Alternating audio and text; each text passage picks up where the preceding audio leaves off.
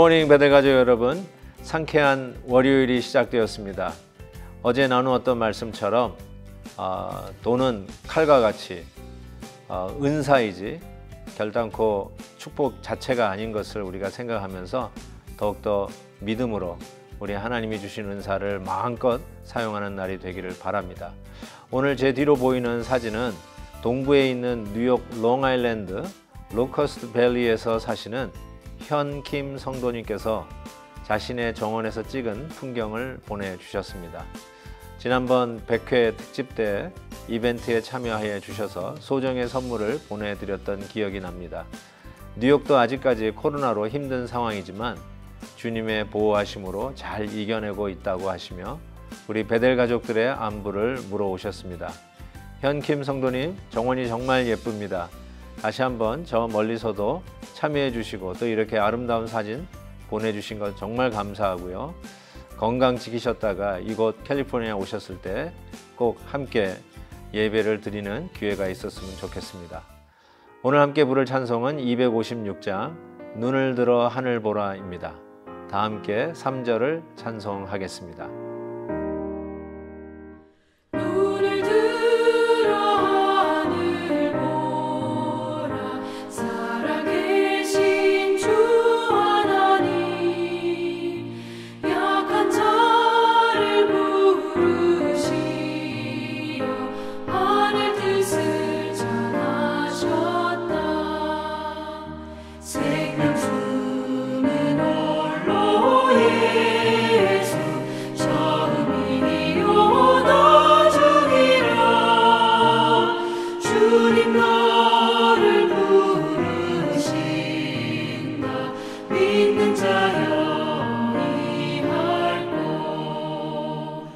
아멘. 오늘 묵상할 말씀은 시편 58편 1절에서 11절입니다. 통치자들아 너희가 정의를 말해야 하거늘 어찌 잠잠하냐.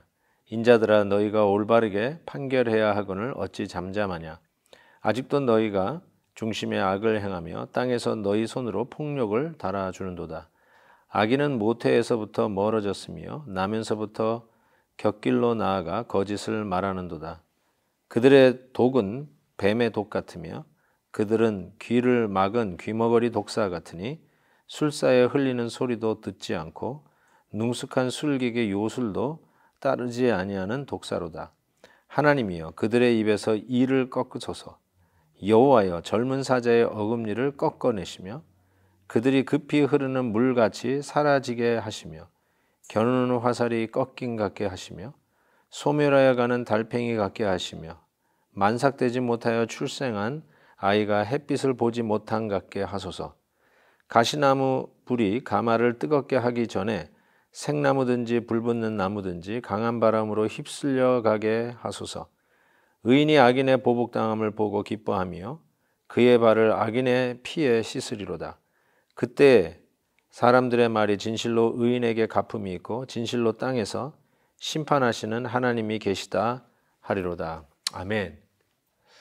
어떤 속상한 일을 당했을 때 그 속상함을 내가 이렇게 겉으로 표현하기 전에 그 상황을 아는 친구나 이웃이 그 이야기를 듣고 막 흥분을 하고 그 사람 어디 있냐고 데려오라고 내가 다리 몽둥이를 부러뜨려 주겠다고 막 그러면서 나 대신에 흥분을 하면 의외로 내가 이렇게 분이 좀 사그러들고 화가 좀 진정이 되고 마음이 오히려 이렇게 위로가 되는 그런 경험을 하게 됩니다. 아마 여러분도 그런 경우가 있지 않나 싶습니다.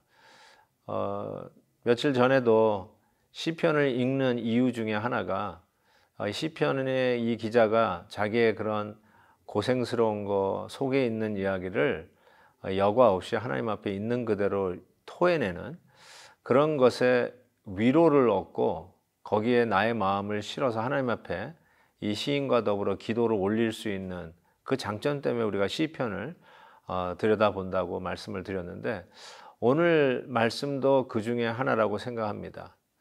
얼마나 어려웠던 상황이었는지를 우리가 짐작해 볼 수 있는데 결국은 이 시인은 오늘 이 기도 속에서 하나님 앞에 우리가 섬짓 놀랄 만한 그런 내용을 가지고 하나님 앞에 아뢰는 모습을 보게 됩니다.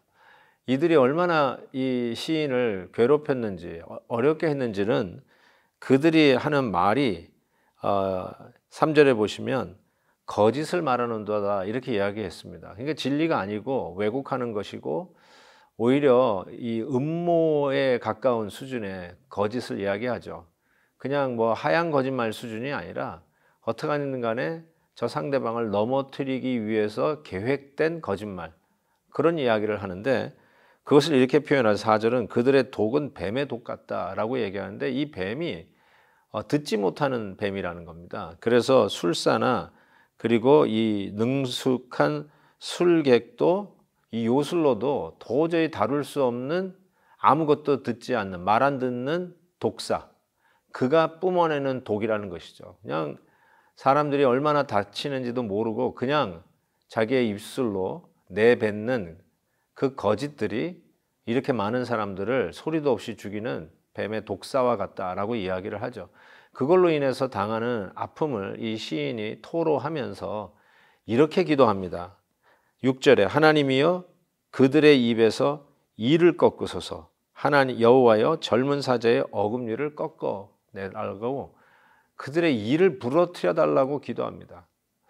혹자는 이걸 가지고 저주시가 아니냐 이렇게도 이야기할 수 있는데요.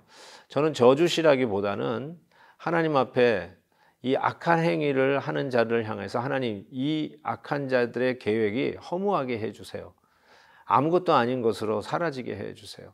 라고 하는 의를 향한 하나님의 공의가 서기를 위한 간절한 기도라고 생각합니다.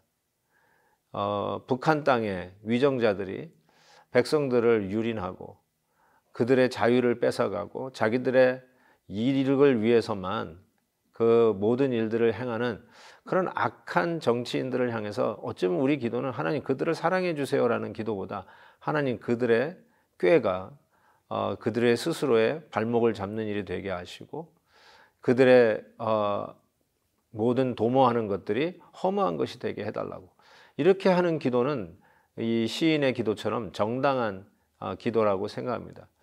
우리가 이와 같이 기도할 수 있는 이유가 무엇이냐? 결국은 10절 말씀에 의인이 악인의 보복당함을 보고 기뻐하며, 그리고 11절에 그때 사람의 말이 진실로 의인에게 갚음이 있고 진실로 땅에서 심판하시는 하나님이 계시다 하리로다. 하나님이 계시다는 것이 드러나는 기도 응답이죠. 하나님 아버지, 이 악한 괴계가 물러가게 하시고 그들의 모든 도모하는 것이 허공을 치는 일이 되게 해주시고 오직 하나님의 의만 서게 해 주옵소서.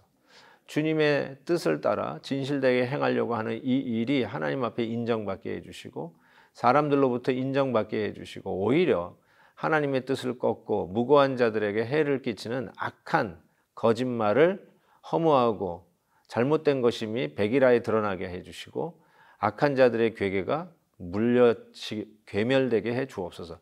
이와 같은 기도는 우리가 마땅히 드려야 할 기도라고 생각합니다. 이 기도가 왜 가능하냐? 결국은 하나님의 공의가 선다는 그 믿음 때문입니다. 최후의 심판자가 우리 하나님인 것을 믿기 때문에 그렇습니다. 만약에 이 심판이 없다면 그냥 대충 살아가고 우리도 대충 거짓말하고 내 이익을 착복하면서 요령 피우면서 사는 것이 어쩌면 하나님의 심판을 믿지 않는 자들에게는 그게 지혜로운 모습이라고 생각할지 모르겠습니다.